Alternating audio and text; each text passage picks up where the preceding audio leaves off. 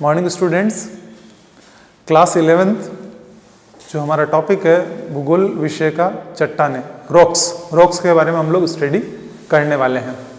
अब ये कंसेप्ट आता है कि रॉक्स का जो फॉर्मेशन हुआ, इसका निर्माण कैसे हुआ, किस तरीके से ये अस्तित्व में आई और प्रेजेंट टाइम में इसको कितने पार्ट में डिवाइड किया गया। आज के लेक्चर में हम यही अध्ययन करेंगे, रॉक्स को कितने पार्ट में डिवाइड किया गया, ये रॉक्स बनती कैसे हैं, इनका फॉर्मेशन कैसे होता है, किस तरीके से ये अस्तित्व में आई। सबसे पहली चीज अगर हम बात करें तो चट्टानों की अगर हम बात करें तो चट्टानें क्या है, संगठित पदार्थ है। यानी मृदा और चट्टानों में डिफरेंस है। मृदा क्या है, मृदा कणों के रूप में विभाजित होती है और एक संगठित होके जो बनता है स्वरूप कठोर, वह चट्टान कहलाएगा।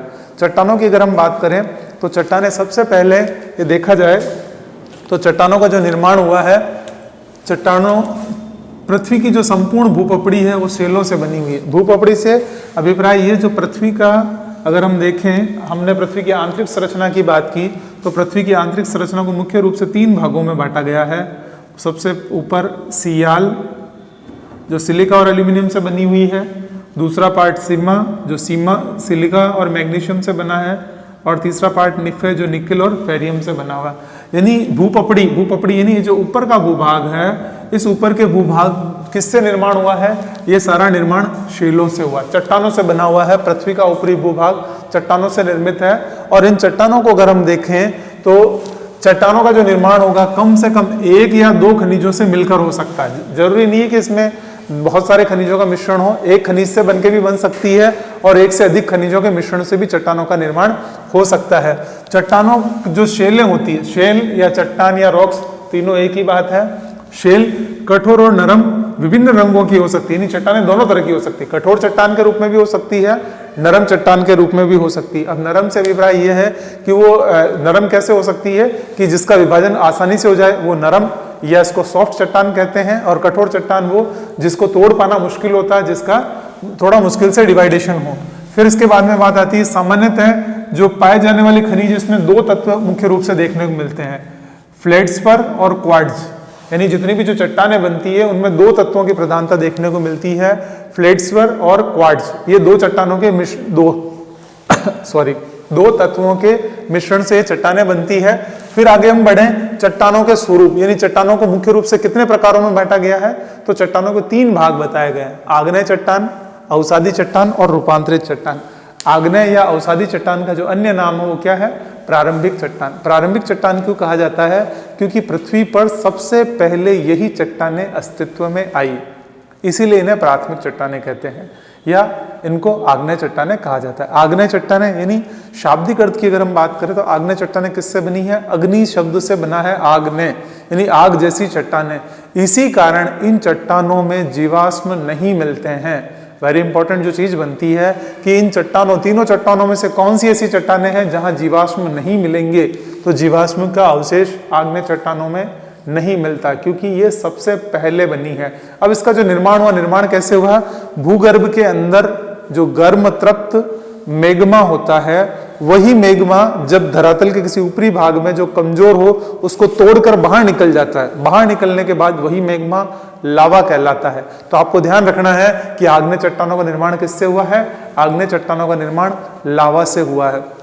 जैसा कि हमने यहाँ नोट्स में लिखा है, आग्नेय चट्टानों का निर्माण मैग्मा व लावा से हुआ। मैग्मा जो पृथ्वी के भूगर्भ से निकलता है, बाहर निकलने के बाद धीरे धीरे ठंडा होता है, ठंडा होने के बाद ये आग्नेय चट्टान के रूप में, आग्नेय शैलों के रूप में इसका निर्माण हो जाता है। फिर अगर हम देखें तो आग्नेय चट्टानों को विभिन्न स्वरूपों में बांटा गया है, इसके अलग अलग पार्ट बताए गए हैं इसकी बनावट के आधार पर। जो इसके कण हैं, कणों के आकार पे कि कण किस तरह से ज्यादा पास है तो वो संगठित चट्टान के रूप में रहेगी। फिर उसकी अवस्था, कण किस अवस्था में, छोटी अवस्था में, बड़ी में है और लार्ज लेवल पे है। और तीसरी चीज पदार्थ की भौतिक अवस्था, जो पदार्थ है उस पदार्थ की प्रेजेंट टाइम में फिजिकल कंडीशंस क्या है, उस कंडीशंस के अकॉर्डिंग आग्नेय चट्टानों का विभाजन किया गया। अब आग्नेय चट्टानों की अगर हम बात करें तो ये अपने आप में महत्वपूर्ण चट्टानें हैं, क्योंकि कठोर होती है। कठोर होने के साथ साथ ही अगर हम कहें कि जहाँ ये जो ज्वालामुखी वाला क्षेत्र होता है वहां पर इसका निर्माण हुआ है। दूसरी जो चट्टानें आती है वो आती है अवसादी, इसका एक अन्य नाम क्या है, परतदार चट्टान। यानी इन चट्टानों का निर्माण कैसे हुआ है, कि जैसे ये कोई भूभाग है, इसका कटा हुआ, पहले ये फर्स्ट एक लेयर बन गई, फिर उसके बाद में दूसरी इसके ऊपर जमा हो गई, फिर तीसरा इसके ऊपर जमा हो गया, फिर चौथा, तो ये इस तरह से क्या हुई, परतें बनी हैं। तो इन्हें अवसादी यानी जो अवसाद से बनी है परतदार इसलिए कहा जाता है क्योंकि इसमें लेयर्स बनती जाती है। तो ये जो अवसादी चट्टान है इसका निर्माण अवसाद और जमाव से होता है और ये लैटिन भाषा के शब्द से बना। अवसादी शैल किसके, लैटिन भाषा के शब्द सेडिमेंट्स से बना। सेडिमेंट्स का मतलब क्या होता है, व्यवस्थित। व्यवस्थित यानी चट्टाने परतें एक के ऊपर एक के ऊपर व्यवस्थित रूप से जमा होकर चट्टान का धारण करती है। तो इन्हें सेडिमेंट्स, रॉक्स भी कहा जाता है क्योंकि ये परतदार स्वरूप में देखने को मिलती है। तीसरी जो चट्टान है वो है रूपांतरित या कायांतरित चट्टान है। रूपांतरित चट्टान है यानी जिसका क्या होता है, रूप परिवर्तन हो जाना। पहले चट्टान कुछ थी और बाद में कुछ और हो गई, यानी ये रूपांतरित चट्टान किससे बनती है, आग्नेय या अवसादी चट्टानों का रूप परिवर्तन होके ये बनती है। जैसे कोयला, कोयले से क्या बनता है, हीरा।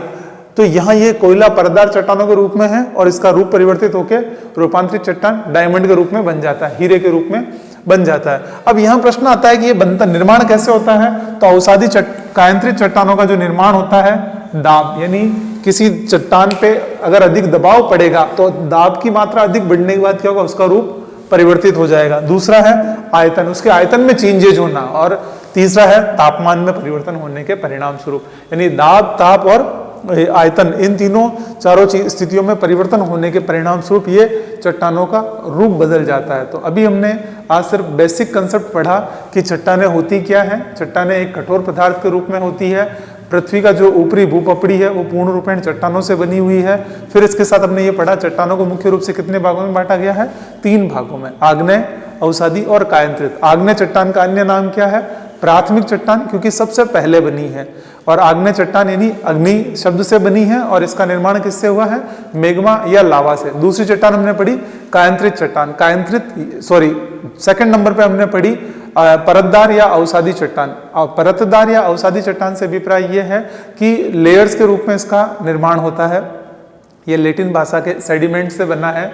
सेडिमेंट शब्द का अभिप्राय होता है व्यवस्थित। और तीसरी जो चट्टान है रूपांतरित चट्टान या कायांतरित चट्टान। कायांतरित यानी काया में परिवर्तन हो जाना, रूपांतरित यानी रूप में परिवर्तन हो जाना। जैसा कि शाब्दिक अर्थ से ये स्पष्ट होता है कि जिस चट्टान में तापमान, दाब या आयतन, इसके दबाव के कारण इसका रूप परिवर्तन हो जाए तो इस तरह की चट्टान को रूपांतरित चट्टान कहा जाता है। नेक्स्ट वाली क्लास में हम आगे इसके बारे में डिटेल से पढ़ेंगे। Thank you.